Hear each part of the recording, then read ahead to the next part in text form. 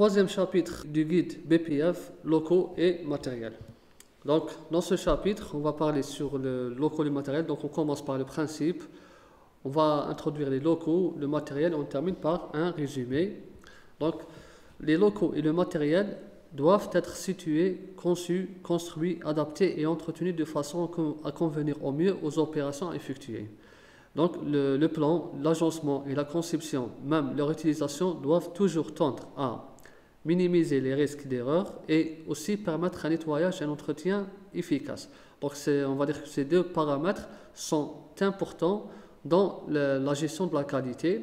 Et bien sûr, le respect de ces directives permet toujours d'éviter toute atteinte à la qualité des produits, qui est notre objectif principal dans une usine pharmaceutique. Donc, on commence par les locaux. Donc, les locaux doivent être situés dans un environnement qui ne présente qu'un risque minimal de contamination des matières et produits. Donc, généralement, quand on parle de locaux dans une usine pharmaceutique, les locaux, donc toujours on accompagne ces termes. Donc, on commence toujours par déjà la conception. La conception doit être conforme aux normes des usines pharmaceutiques. On a aussi l'espace, qui est aussi important. Il faut que toujours l'espace soit suffisant pour un rangement ordonné. Donc ici, quand on parle d'espace, on parle aussi de rangement. Ils vont avec. Aussi, vous avez l'entretien des locaux. On a un entretien continu. Aussi, vous avez là, entretien avec désinfection, dans le cas échéant. Désinfection. Aussi, vous avez la maintenance. Il y a la maintenance des locaux, elle existe. La maintenance des locaux et la qualification des locaux. Donc, quand on parle de local, on parle de ces facteurs qui sont importants dans la gestion de la qualité. Donc, les locaux doivent être nettoyés et, le cas échéant, désinfectés selon des procédures écrites détaillées. Donc, quand on nettoie un local, on le nettoie selon des procédures qui sont déjà validées. Aussi, l'éclairage, la température, l'humidité et la ventilation doivent toujours être, on va dire, réglés selon les normes requises du médicament ou bien du local, la qualification du local. Donc, ici, vous avez toujours ces paramètres qui sont régulés et doivent être appropriés. Donc, tout ça, ça rentre dans la gestion et aussi l'entretien du local. Aussi, les locaux doivent être conçus, équipés et entretenus en vue d'empêcher au mieux l'entrée d'insectes et d'autres animaux. Donc, il faut que ça soit le local, il doit vraiment être isolé de l'extérieur. Là, par exemple, est-ce qu'on peut imaginer dans un local qu'il existe une fenêtre dans un local? Une fenêtre, c'est-à-dire si une fois ouverte, elle va donner l'accès à l'extérieur? Non, jamais. Donc, il n'y a pas de fenêtre vers l'extérieur dans un local. Donc, voilà ce qu'il veut dire là. Donc, il faut vraiment que le local soit isolé de l'extérieur. Aussi, des mesures doivent être prises en vue d'empêcher l'entrée de personnes non autorisées. Donc, on a déjà mentionné ça. Les personnes qui ne sont pas formées au BPF ne peuvent pas pénétrer dans un local, surtout un local qui est sensible, comme la production. Donc, généralement aussi dans un local, on doit éviter tout ce qui peut, c'est-à-dire contenir de la poussière ou des impuretés. Donc, par exemple, l'angle droit n'existe pas dans un local. On a toujours cette forme courbée dans les angles. Donc, il faut éviter la formation d'angles. Donc, voilà en résumé c'est-à-dire les principes de conception d'un local et de son entretien et de son nettoyage. Ensuite, donc on va parler des différentes zones. Donc, quand on parle de locaux, donc, là on va schématiser juste. Donc, quand on parle de locaux, on a différents types de locaux. On commence par les zones de production.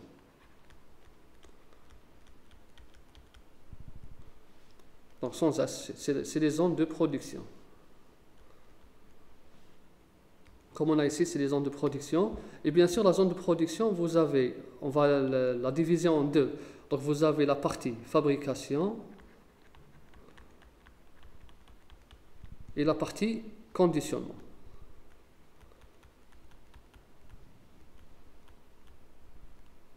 conditionnement. Voilà. Donc, les zones de production, on peut les diviser en deux parties. La partie fabrication et la partie conditionnement. Donc, les contaminations croisées doivent être évitées pour tous les produits par une conception et une utilisation appropriée des installations de fabrication. Donc, si la conception et la fabrication et les installations de fabrication sont conformes aux normes d'une usine pharmaceutique, donc les contaminations croisées vont être évitées ou bien minimisées. Sinon, il y a le risque de contamination croisée, c'est-à-dire c'est le risque le plus grand qu'on peut rencontrer dans une partie de production. Et aussi, l'espace réservé doit permettre de ranger de façon ordonnée et logique le matériel et les produits afin d'éviter la contamination croisée. Donc, on parle toujours de conception et d'espace. Aussi, les surfaces intérieures doivent être lisses, exemple de fissures ou de joints ouverts et ne doivent pas libérer de particules. La ventilation des installations, la ventilation doit être correcte et vérifiée par des installations de traitement d'air. Et aussi, la pesée des matières premières doit s'effectuer dans une salle de pesée distincte. Donc ici, dans la fabrication, on a une salle de pesée qui doit être séparée du reste de la partie fabrication. C'est une salle de pesée. Pourquoi elle doit être isolée? Parce que la salle de pesée, elle est très sensible du moment que la matière première, c'est elle qu'on est en train de peser. Et généralement, on ouvre l'emballage de la matière première. Donc, ce qui fait que, c'est-à-dire, on aura un contact direct avec la matière. Donc, c'est pour ça que cette partie, elle est très sensible et qui est isolée. Donc, dans une partie de fabrication, vous avez la salle de pesée qui est isolée. Maintenant, on va parler de les zones de stockage. Donc, ici, pour les zones de stockage, toujours on a l'espace. Il faut que ça soit de taille suffisante. Donc là, on a parlé des locaux. Maintenant, on va parler de la zone de stockage. Les zones de stockage.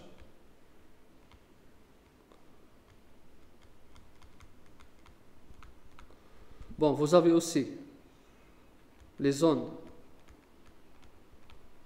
de contrôle qualité et enfin les zones annexes.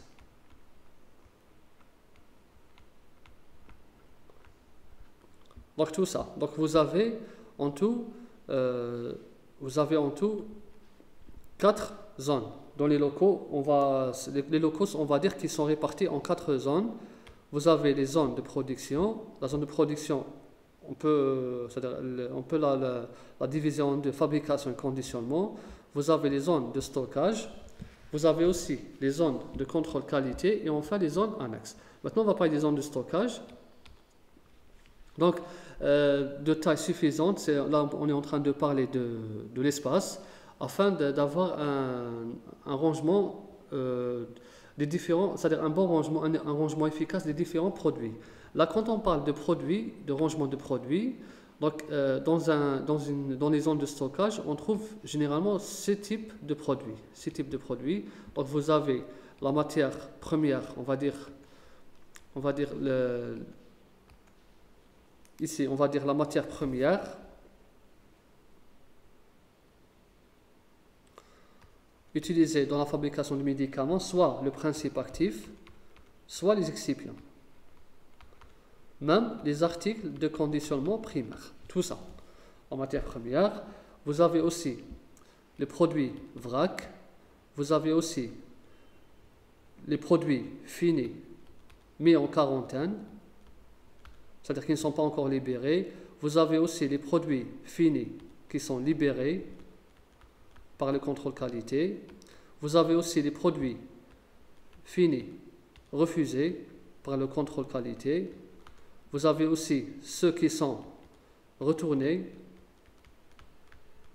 ou bien ceux qui sont rappelés. Donc on trouve tout ce type de produits dans des zones de stockage.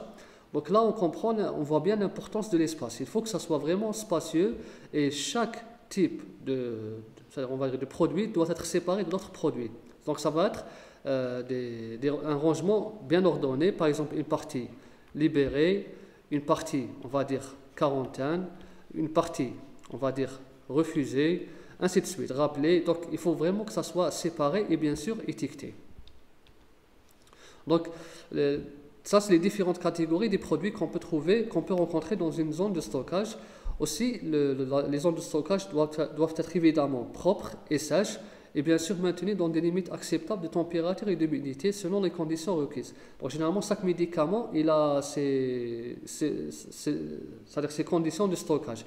Un médicament ne doit pas être stocké dans une zone où la température dépasse 35 degrés, par exemple. Donc, ça dépend de l'enregistrement des médicaments. Aussi, la partie quarantaine des zones de stockage doit être clairement identifiée et son accès doit être réservé au personnel autorisé. Une zone distincte doit être réservée au stockage des matières et produits refusés, rappelés ou retournés. Donc, tout ce qui est refusé, rappelé ou retourné doit être séparé de tout ce qui est libéré. Voilà pour les zones de stockage. Maintenant, on va parler des zones de qualité. La troisième, ici, la zone de qualité. Donc, comme en zone de production, vous avez la zone de qualité qui est aussi divisée en deux. Vous avez la partie physico-chimie,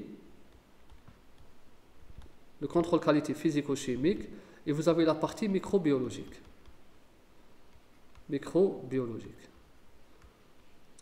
Donc, vous avez deux parties en contrôle qualité. Vous avez la partie physico-chimie, on va appeler PC, et la partie microbio, MB. Voilà. Donc, les deux sont soumis aux mêmes guides, aux mêmes directives et aux mêmes, on va dire, réglementations. Donc, on revient, les laboratoires de contrôle qualité doivent être séparés des zones de production obligatoires, ils doivent être indépendants selon les guides BPF. Donc, aussi, les contrôles qualité doivent toujours être spacieux pour éviter les contaminations et les confusions.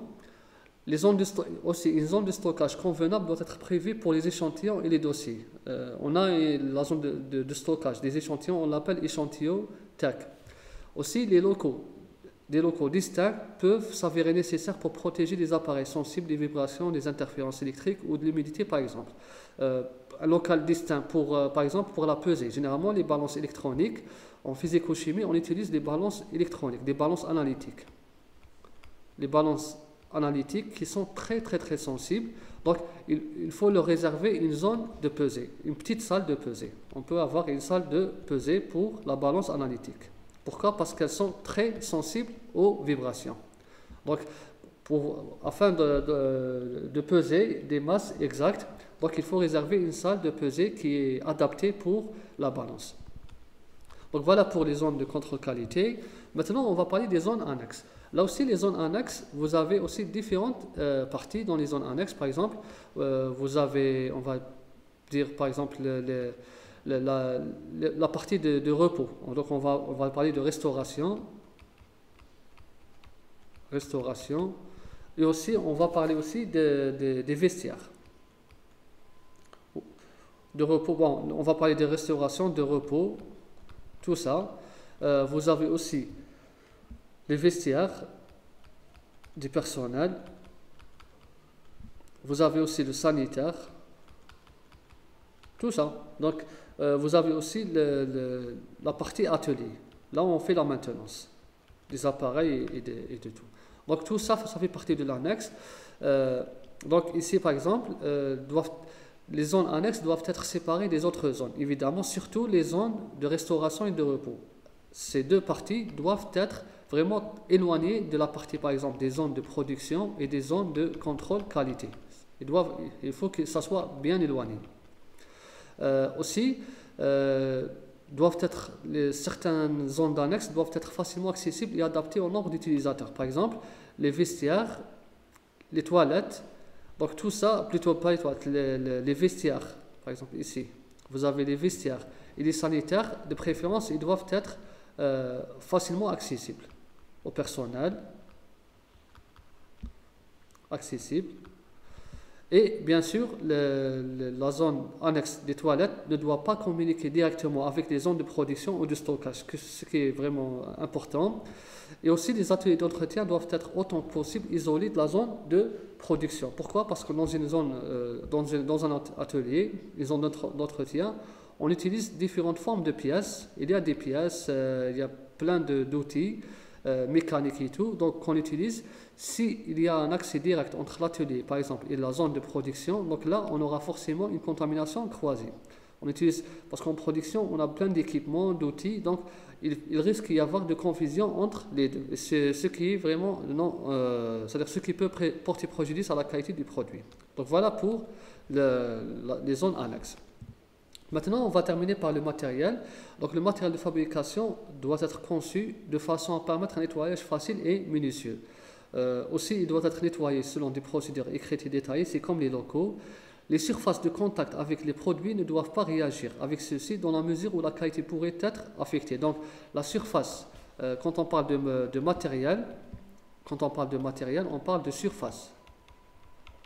On a déjà parlé que, c'est-à-dire la surface, le matériau utilisé pour les équipements qu'on utilise dans la fabrication, par exemple ici la surface, elle doit être inerte. Elle doit être inerte chimiquement afin d'éviter de réagir avec la matière première, et aussi elle doit être, on va dire, non réactive, c'est-à-dire elle ne doit pas aussi absorber,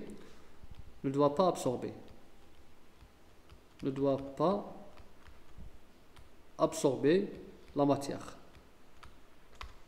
Donc voilà les conditions des matériaux utilisés pour les équipements. Le matériel de mesure, de pesée, d'enregistrement et de contrôle doit être étalonné et vérifié à intervalles définis par des méthodes appropriées. Donc les instruments de mesure, qui sont très importants, doivent être toujours contrôlés et étalonnés afin d'avoir toujours des résultats exacts. Et aussi le matériel défectueux doit être retiré ou au moins clairement étiqueté en tant que tel. Donc s'il n'est pas retiré, par exemple des zones de production, un équipement qui est, on va dire, volumineux, qui nécessite beaucoup d'efforts pour c'est-à-dire le retirer, on va juste l'étiqueter pour dire qu'il est défectueux. Là c'est important, il ne faut pas laisser un appareil défectueux sans étiquette. Ou bien, de préférence, il faut le retirer carrément de la zone de fabrication, le temps c'est-à-dire de faire sa maintenance, de le rétablir et de le remettre dans sa zone. Donc voilà pour le matériel. En résumé, les locaux doivent être nettoyés et désinfectés selon des procédures écrites. Bon, là c'est pour les locaux, même pour le matériel, on peut l'ajouter ici. Donc le contrôle, plutôt la contamination croisée doit être évitée pour tous les produits par une utilisation appropriée des installations. Les zones de stockage doivent être toujours propres et sèches. Les labos de contrôle qualité sont séparés de la zone de production. Les zones annexes doivent être facilement accessibles, surtout là quand on parle de vestiaires et sanitaires. Le matériel de fabrication doit être nettoyé selon des procédures écrites, et aussi le matériel de mesure qu'on utilise surtout en contrôle qualité doit être étalonné et vérifié. Même le matériel de mesure qu'on utilise en fabrication, comme les grandes balances. Donc voilà pour le troisième chapitre.